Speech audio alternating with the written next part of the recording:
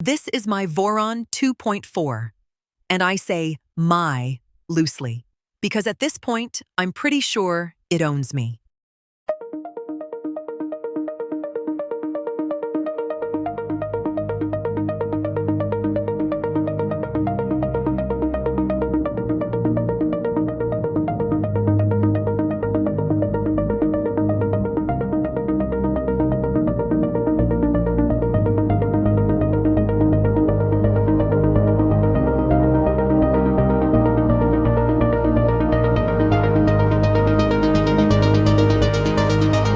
DraftShift requires verified proof of a working tool change before issuing an official serial number.